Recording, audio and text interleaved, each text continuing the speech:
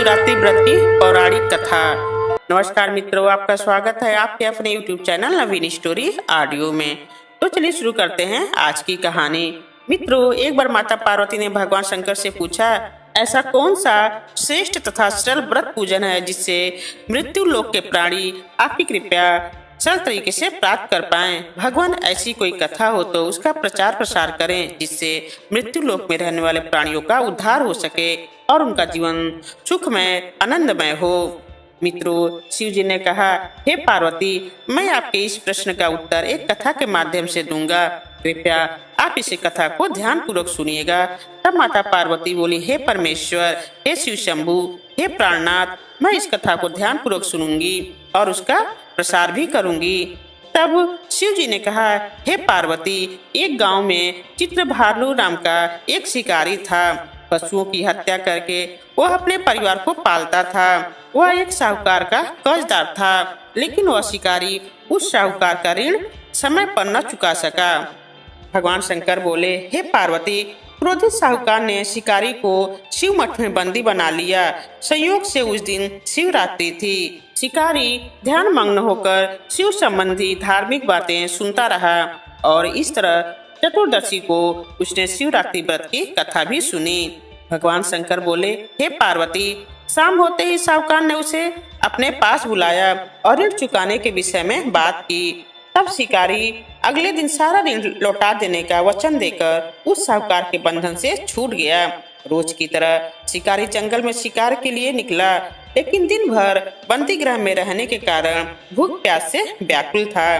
भगवान शंकर बोले, हे पार्वती, सूर्य अस्त होने पर वह एक तालाब के पास गया और वहाँ एक घाट के किनारे एक पेड़ जो कि बेल का वृक्ष था, थोड़ा सा जल पीने के लिए लेकर चढ़ गया, क्योंकि उसे पूरी उम्मीद थी कि कोई न कोई जानवर अपनी प्यास बुझाने के लिए यहाँ जरूर आएगा। मित्रों, वह पेड़ बेल पत्र का था और उसी पेड़ के नीचे शिवलिंग भी था, जो सूखे बेल पत्रों के पत्तों से ढके होने के कारण दिखाई नहीं दे रहा था। मित्रों, शिकारी को उसका पता न चला।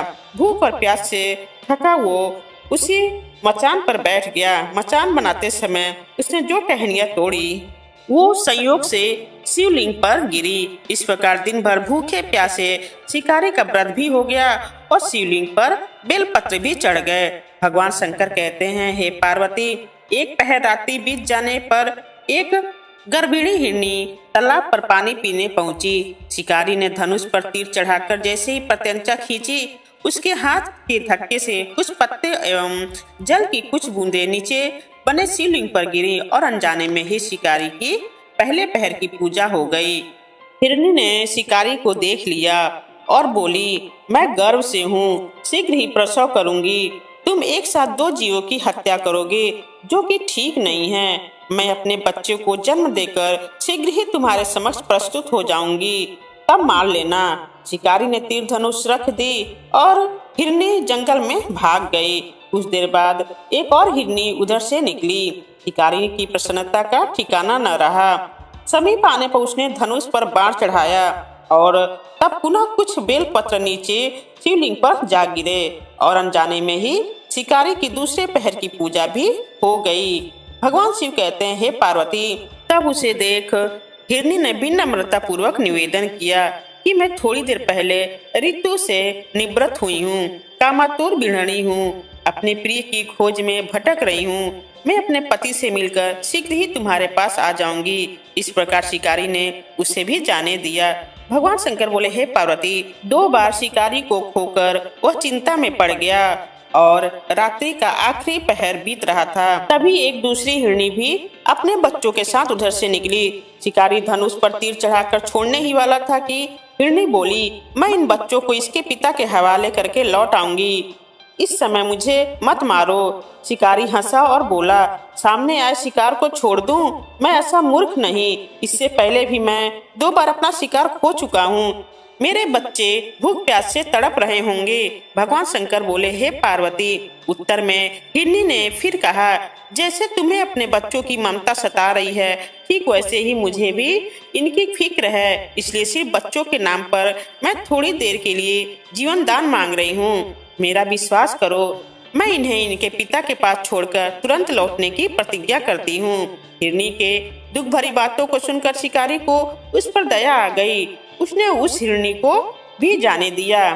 शिकार के अभाव में बेल वृक्ष पर बैठा शिकारी बेल पत्र तोड़ तोड़कर नीचे फेंकता जा रहा था और इस तरह से उसकी तीसरे पहर की पूजा भी स्वतः ही संपन्न हो गई।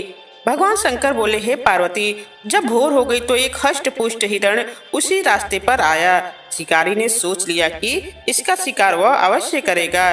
शिकारी की तनी तीर धनुष को देखकर हिरण बिनती स्वर में बोला, भाई, यदि तुमने मुझसे पहले आने वाली 3 मृगियों तथा छोटे छोटे बच्चों को मार डाला है तो मुझे भी मारने में विलम्ब न करो, ताकि मुझे उनके वियोग में एक क्षण भी दुख न सहना पड़े। मैं उन मृगियों का पति हूँ। यदि तुमने उन्हें जीवन दान दिया है तो मुझे भी कुछ क्षण का जीवन दान देने की कृपा करो। मैं उनसे मिलकर तुम्हारे समक्ष उपस्थित हो जाऊंगा। भगवान शंकर बोले, हे पार्वती, हिरण की बात सुनकर शिकारी ने सारी कथा हिरण को सुना दी।